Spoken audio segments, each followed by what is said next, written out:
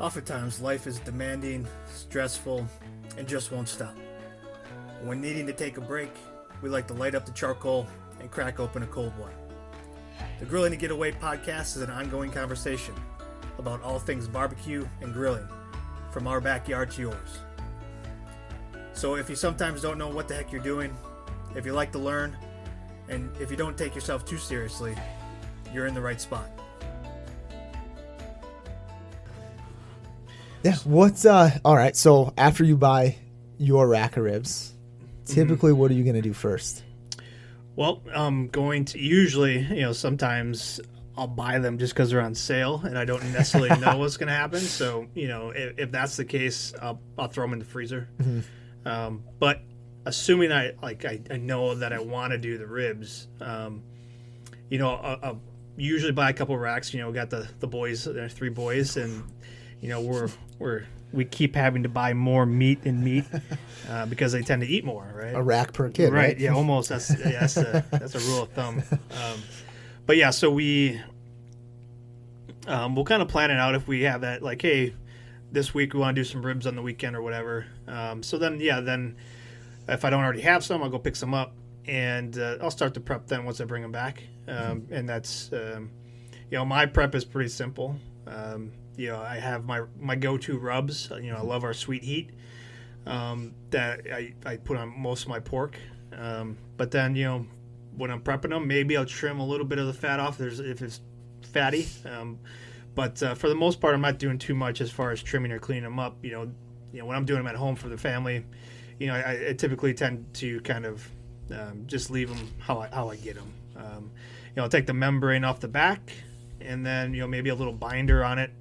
I do like yellow mustard as my binder. Okay. So rub it down? Rub it down with some yellow mustard, and then sprinkle it with some brown sugar and then some of my sweet heat. Okay.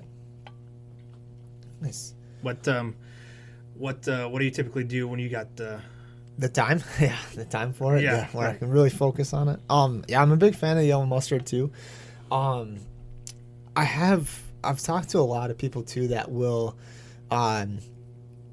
kind of let it rest in almost like a dock soda or like kind of Dr. Pepper, like a Coke. Yeah. I think the next rack that I do, I'll use dock soda for it. Okay. Just because obviously we have the stuff available for it. Yeah. Yep. And I've never done that. I'll be honest. I really, it's kind of one of those things where, once you find what works, it's kind of hard to stray from it. Especially with the prices of meat and stuff. Oh, yeah. But no, for the podcast, I'd say that'd be something I would definitely want to try. Mm-hmm. But I'm with you. I love rubbing it with mustard. Yeah. And, if I'm having a hot dog, I'm just putting mustard on it. So, So you like to do a binder too as well. I know some people don't necessarily some people don't do binders at all, but it sounds like you do as well. And then you put your rub down. Do you put anything else on there? It depends. Sometimes I'll kind of let it soak in apple cider and apple juice. Okay. Otherwise too, at times I'll throw a little applesauce in with the mustard too, just to kind of mix it up. Sure. Which is weird, but adds a little bit of and fruity flavor. Yeah, a little bit. I'll do kind of like you, throw some of the brown sugar in there and stuff too. I've done honey before. Okay. As kind of a binder and stuff. Yeah. Just kind of a few different options, I guess. It depends on how sweet I'm going. Yeah.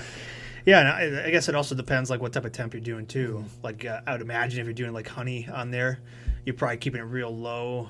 Because you don't want it to caramelize right away. But so when you prep your ribs and you got the rub on there, you got the binder on there, are you wrapping them? How long are you kind of you waiting before you put them on the smoker? So I want my temp to be about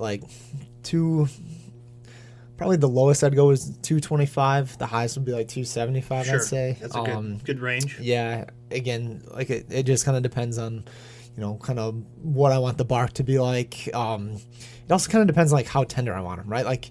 There's times too where I just want to be able to just kind of pull the bones out. Yeah. Yep. And that's going to kind of determine when I wrap them.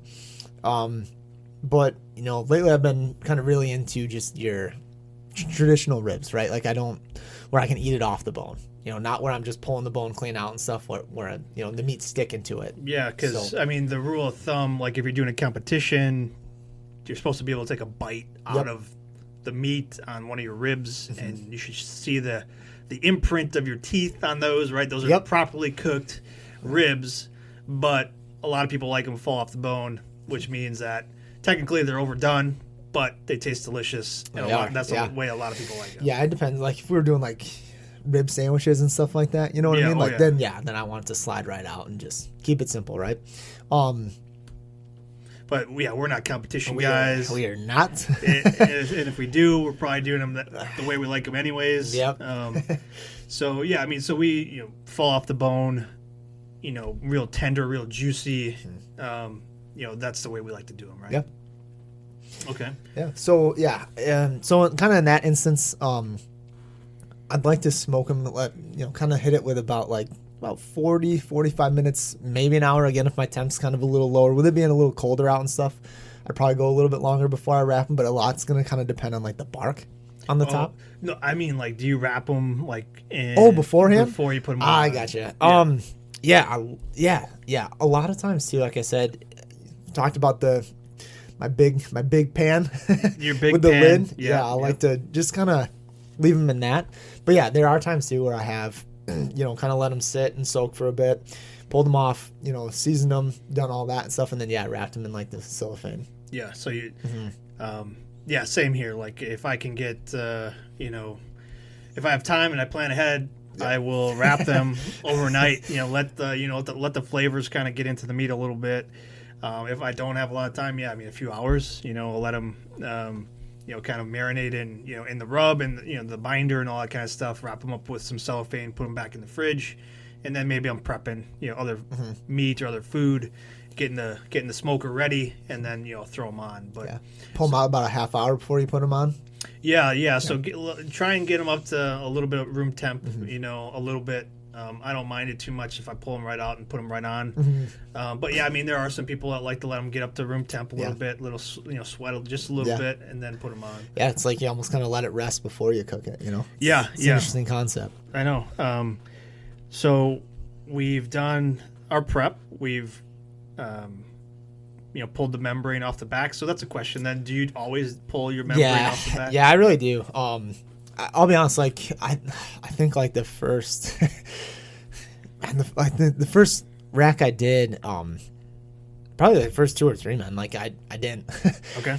And it's always kind of after you cook it, it's just this weird thing on the back. Yeah. It's what is this? Yeah. So the membrane's on the back side of the bottom. Ribs, yeah. And it's kind of this thin layer of membrane, right? So, and then you pull that off. For the most part, most people do. Some people don't. But if you don't, I don't think it really hurts. No, I've heard it might cut. From what I've read, it might cut into the smoke coming in underneath and kind of entering the meat from the bottom like that, which sure makes sense because that's a protective layer, right? The membrane. But again, we're not the competition guys. Yeah, so yeah. No, so I've always pulled them off just because the person that I kind of looked up to and learned from was always doing that. Yeah. So it's kind of a habit for me. I taught my kids that too. Hey, we're gonna pull these off, and nobody asks any questions. Just something you do. Do you have maybe a grill tip from Greg here? Okay. An easy way to pull that membrane off, when you go about it, what's your plan of attack to get it out of there? Yeah, usually I'm using a knife or I'm using a fork to get underneath it, and then paper towel. So I'm using paper towel to grab it because it's kind of slippery and sometimes breaks and all that kind of stuff. So I've got paper towel on hand where I'm using the paper towel to help grip it, and then I'm pulling it. Grip it and rip it, huh? Grip it and rip it. Hopefully it stays in one piece. Sometimes some of those are tricky, where you're kind of swearing and you're trying to get all these little pieces off. Yeah. But sometimes you get that glorious rip and it's all one piece. Yeah. It feels good, doesn't it? It does. Feel like I accomplished something. Nice. Right. Yeah. So we pulled the membrane off. We got the we got the binder on. We got the rub on. We wrapped it. It's in the fridge. sometimes you mentioned that you're gonna maybe do a brine, or you're gonna do like let it sit in some soda or some other flavors. Do you inject yours at all? No, I've never injected my ribs. Honestly, I think time I probably would have if I was doing like the country style, so kind of bigger and thicker like that. Oh yeah. But no, I don't feel like I mean, again, I haven't tried it, but I've never really felt like I needed it in there and stuff. Okay. I thought they all, the flavor was there. It was what I was looking for and stuff. And it's they're so kind of thin as it is. Yeah. It's not like Yeah. it's not like a There's chicken not a lot breast of- or like a turkey. So, I personally don't inject it. Do you? No. Nope. I just let I put the rub on. I put the binder on, and then I kind of let it ride. Nice. Yeah.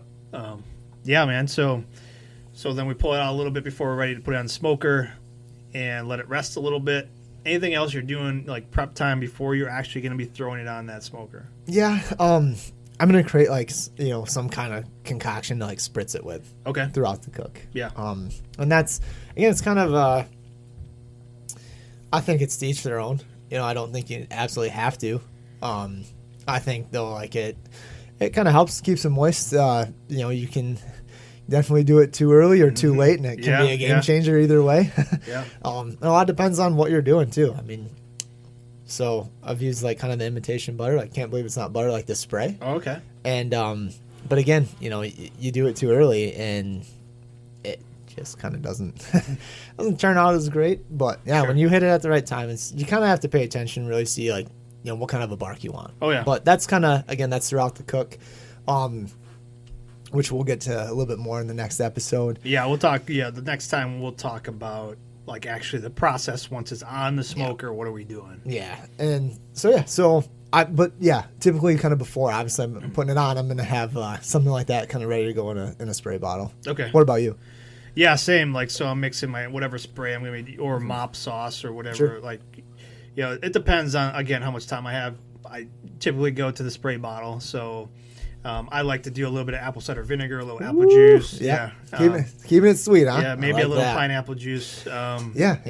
And the one time we did have our competition over the summer, we had Jack Daniels as a great partner there, so they gave all the competitors a little bit of Jack Daniels, and you could use that. It just had to be incorporated in the cook for the ribs and the tri-tip, which we were doing. But for the ribs, we did a mist, like a spray, like we did a little bit of apple cider vinegar, a little bit of Jack Daniels, and it turned out amazing. So it was a good mixture. So yeah, I'm usually doing that type of mixture too. Prepping that kind of stuff, getting it ready. What other types of utensils or things do you usually have on hand, like when you are putting those on, like when you're doing ribs? Oh, definitely the meat gloves. Meat gloves are a must. Let's see. Probably like a good pair of tongs. And I'd say like aluminum foil or butcher paper and stuff. Yeah. Yep. I've heard a lot of people kind of go both ways on the butcher paper, aluminum foil. We've touched on that in the past too. Mm-hmm. Again, it kind of depends on what you're looking for. The aluminum foil kind of keep things nice and tight, and keep all the kind of the juices in there and nice and moist and stuff. But the the butcher paper will continue to let it like kind of smoke through and stuff. I wouldn't say one's better than the other. It just kind of depends on what you're looking for. So what's your go-to then? So what do you typically have on hand when you're doing ribs? I usually have aluminum foil. Aluminum foil. Okay. Yeah. Yeah, same here. It's I do have like a roll of butcher paper you can get off of Amazon, or you could go Sure. somewhere local. Okay. Like I think Myers here, one of our local grocery stores. It's pretty expensive when you go there, so that's why I say Amazon. Yeah. But you could usually find it at those places. It tends to be a little bit more on the expensive side, but again, like if you're getting a roll, it might last a while. They're pretty big. Yeah, it's not like a roll of aluminum foil where it comes a lot thicker. It's a lot thicker, right? But yeah, I mean, I'm usually going to aluminum foil. So when I'm having ribs, I'll always have aluminum foil on hand. Mm-hmm. Always good for prep. It's always good for when you're actually doing the cook, and then afterwards, keeping things warm. Mm-hmm. But so what else? Good. Do you use like a meat thermometer, or how do you like when you're actually doing the cook? Like, do you have something inserted the entire time, or is this kind of Well, I don't have one of those, Greg. Okay. No, so yeah, I'll have the meat thermometer out and stuff. Again, kind of with ribs, kind of going by like the touch of them and stuff, and more so like the time. But yeah, I mean, I'll definitely always gonna have like that, the meat thermometer like handy and ready to go. But you're probably not going to need it for a while. Yeah. I mean, typically I'm not gonna check it for first like hour. Sure. Maybe I'll do a temp check right around there again. It kind of depends on how the grill's doing. Yeah. How the coals are burning and stuff. Like they're burning too fast. My temp too low. So right. yeah, just kind of depends. Always good to have on hand though. Yeah. I'd say that's having a good meat thermometer is it's a good tool to have. It's okay.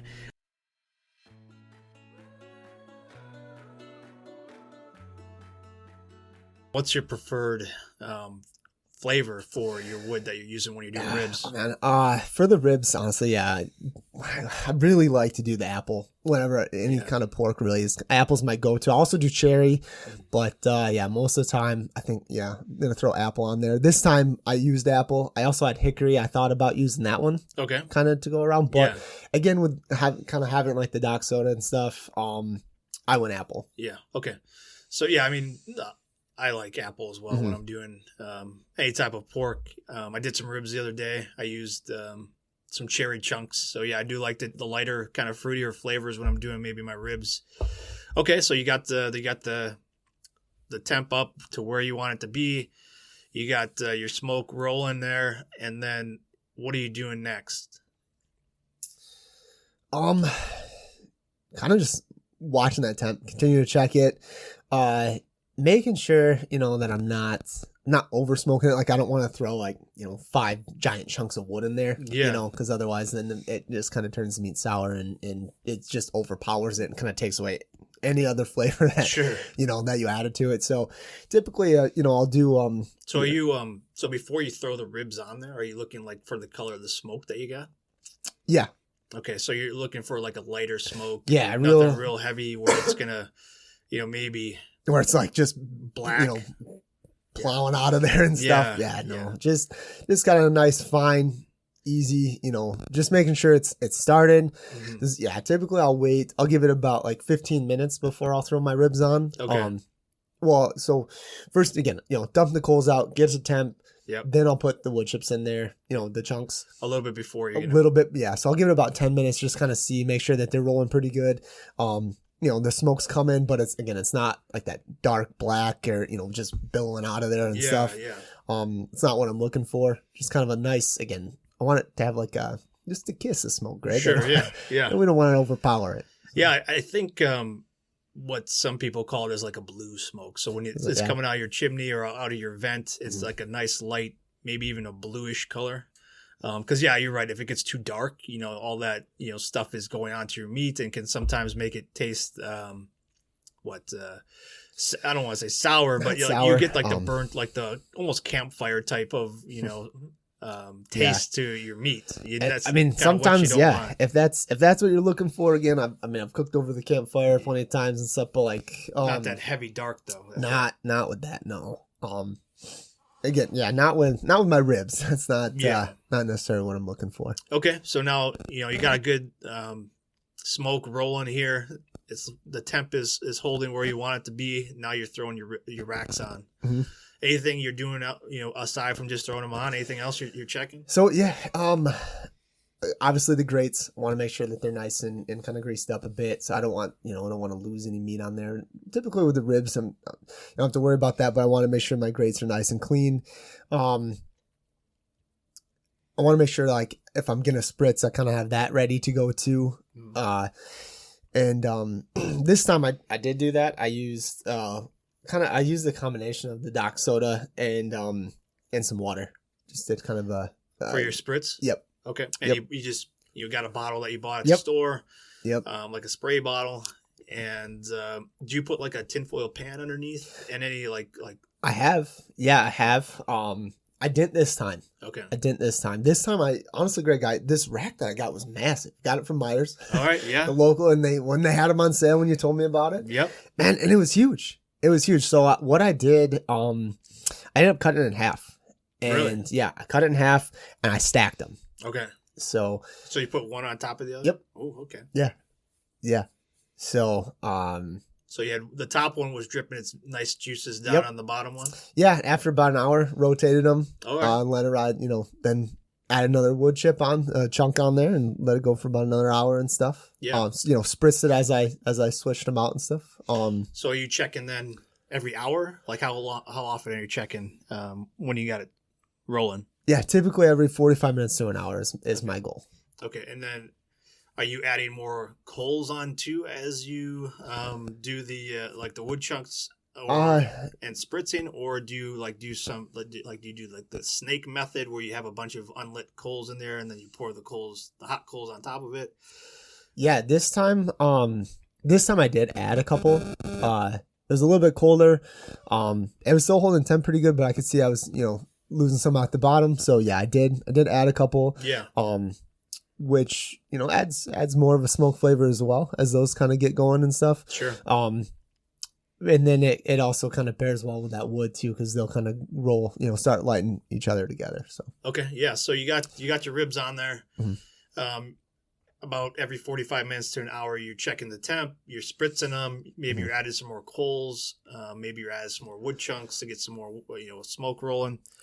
And depending on kind of the color, the texture and stuff, how they're looking, yeah.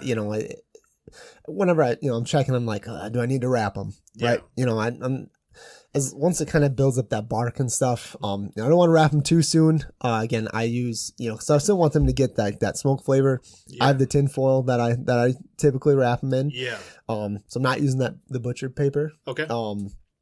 So yeah, that's kind of my go-to for that. But typically I'm not going to wrap them until about probably 3 hours in. Okay. But this time I did, like I said, I had the temp a little bit hotter, so I wrapped them a little bit sooner than normally what I would, but it's always a good time to spritz them and stuff. Sometimes I'll play around and do some stuff on the actual tin foil. Mm-hmm. I've done it before where I think we've talked about that, where I've coated it in done some honey, a little butter, a little bit more fire for effect. Or sometimes if I want a good kick to them, I'll do some fire in the hole on there. So give it some heat. I've also put a little beer on there too. All right. Nice. Yeah. So just honestly, just kind of depends on the sweetness I want. I know earlier too, you asked about a tin pan. So do you typically use a tin pan underneath there? So if I have my grate, it would be underneath the grate. Right. So my ribs wouldn't be sitting in there. But underneath. Yeah. Yeah. Just maybe to catch some drippings and stuff. So it doesn't, mess up my grill too much. Sure. And I don't have to clean too much. But yeah, I mean, I'm very similar. I'll put, when I'm using my Weber or even my char griller, I'll be doing offset smoking. So I'll have all my coals to one side and then the racks on the other side. And, I'm very similar to you. I look for, texture. I look for color. I'm not necessarily prescribed to a certain time. I know there's a lot of different types out there. The 3-2-1 method. Yeah. 3 hours you unwrapped. 2 hours wrapped, and then the last hour unwrapped. And then there's also other variations to that, like a 2-2-1. Yeah.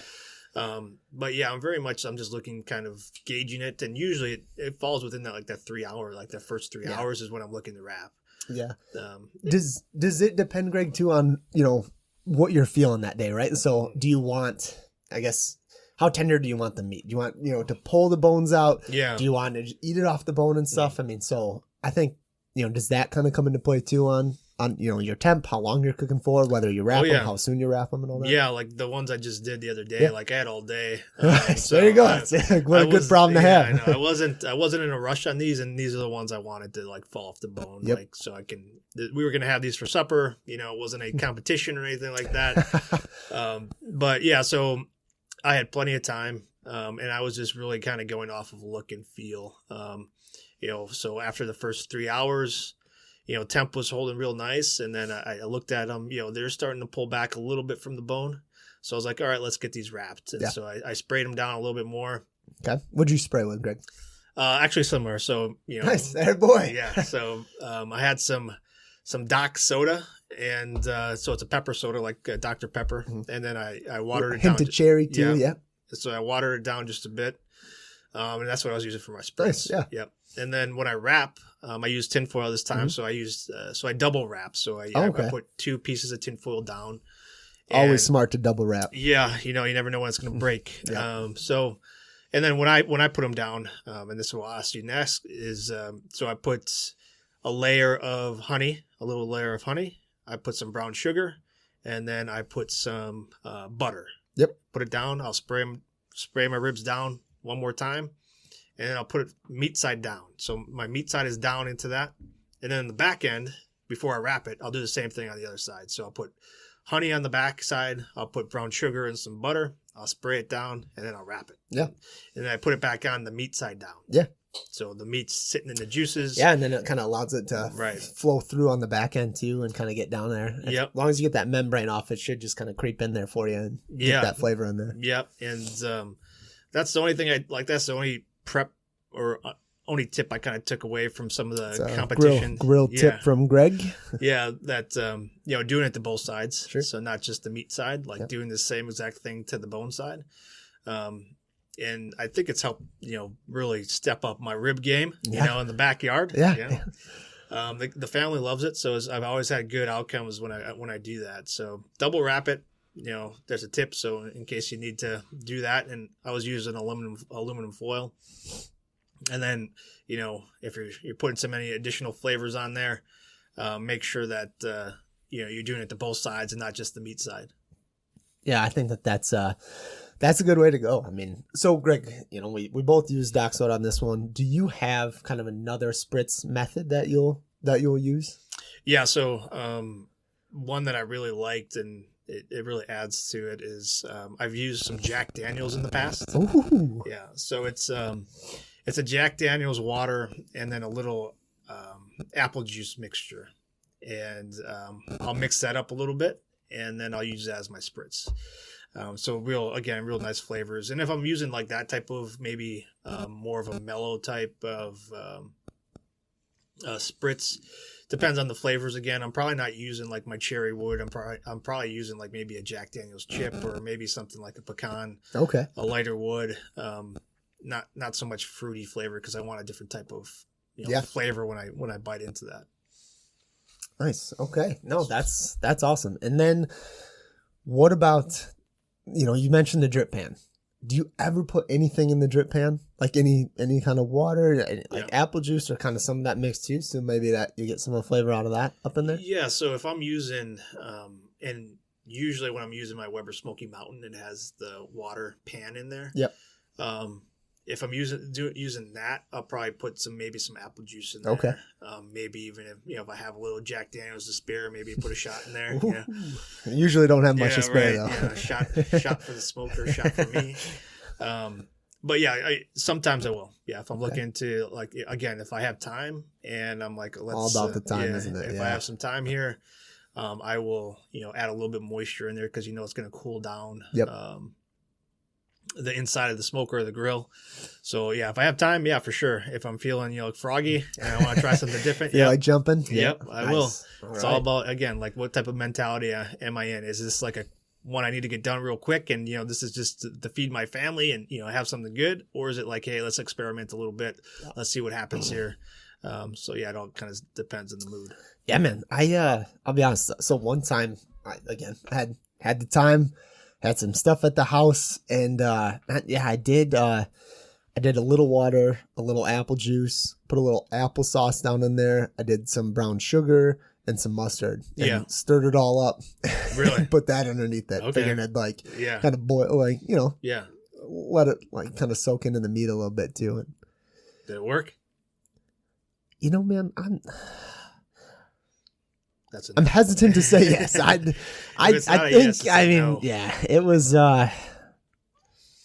It's one of those where you live and you learn, right? Sure, you try something. And figured it was worth a shot to see, would I really tell a difference? And I don't think there was a huge difference. So sometimes that happens, and sometimes you're like, well, that didn't work as what I thought it was going to do, and then I won't do that next time. Yeah, I mean, I figured, maybe I'll get some added flavor in there and stuff, but I mean, I don't think it really changed anything. So from now on, like if I do a drip pan and stuff, I'll typically do kind of a little water and some apple juice or apple cider vinegar. But then just basically use it as a drip pan. Yeah. Okay, so you got it wrapped. How long are you leaving it wrapped for usually when you're doing your ribs? Yeah, man, again, it kind of depends on what I'm looking for. So if I want it to be, pull the bones out and stuff, 2 hours. Sure. Hour and a half, 2 hours. If not, I'm probably looking like 45 minutes to an hour. Okay. So if I want to, eat on the bone and stuff where I'm pulling it off myself with the teeth. Yeah. Then about 45 minutes to an hour. Okay. So when you unwrap them then, are you throwing them back on the smoker or are you done at that point? A lot depends on my mood, Greg. Yeah. So as I've mentioned before, I'm a sauce guy. I like to put sauce on them. So yeah, I will unwrap them. I'll hit them with some sauce and then put them back on for another 15, 20 minutes, probably 15 to 25.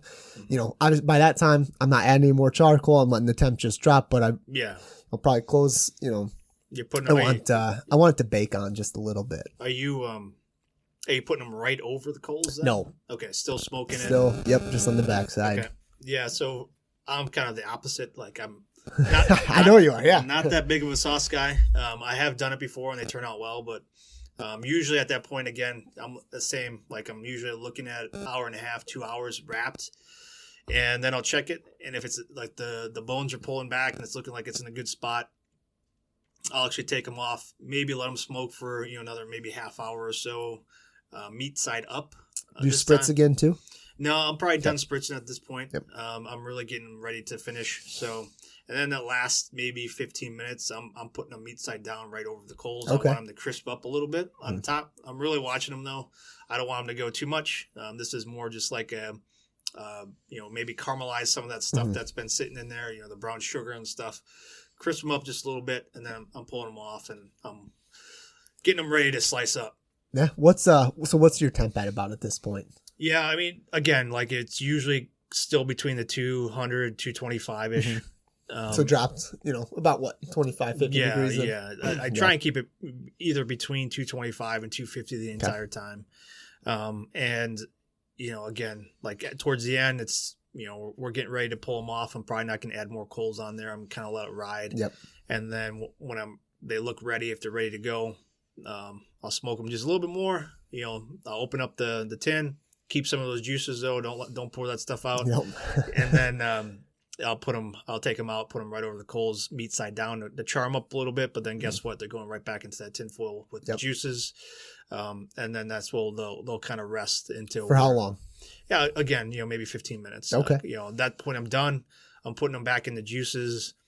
Maybe I'll close it up just a little bit more. Again, keeping some of that moisture, keeping it heated. Still cooking a little bit. Yeah, while I'm pulling them inside and getting them prepped to slice up. So how often are you checking the temp? Like with your meat thermometer, sticking a thermometer in there? Or do you keep one in like almost the whole time? Yeah, for ribs, no, I don't. Yeah, I don't either. Again, I'm like the ones I just did, I'm really going off a look. Yep. The feel, yeah. Once those, you can tell, once those ribs start pulling back and the meat kind of compresses a little bit, so you start seeing the ribs, kind of poke out. The bones a little bit more. Yeah. They're getting ready to be done. Yeah. So yeah, I go a little bit more off a look. Obviously you can, use a thermometer if you need to do that. And I think again, like with any pork, you're looking at maybe like 203, 207 for fall off the bone, maybe 197 if you're looking for, competition style, you can see your teeth mark in it. But I'm usually just looking at them and going off of that. Yeah. Yeah, I think that's fair. I would agree. I really don't use the meat thermometer too often on the when I'm doing ribs. Yeah. Okay. Well, you pull them off, you slice them up. Are you saucing them anymore? At that point, no. If I've already sauced them and stuff, no. Because I want it to kind of, I want it to be like sticky. I don't want it to be like dripping. Sure. But kind of have that. But again, where I'm gonna get it on my face. Yeah. So you're a messy eater. Okay, well, good. So you pull them off, you slice them up, individually sliced. I'm a sauce on the side kind of guy. If I need sauce, like I'll put some sauce on my plate and then I'll dip it in if I need it. But yeah, what else? Anything else that you're thinking of that we're missing as far as, once you get the ribs on the smoker and then you're serving them? No, I don't think so. I think kind of the tough part too is if you're going to do a side with them, when to get that on there, if you're going to do potatoes or, whatever. That's again, more of like a timing thing, kind of pairing it and stuff and just kind of knowing if you're going to do potatoes, how long you want to do it. Yeah. And kind of having a good idea of, typically when your meat's going to be done, when you want to eat.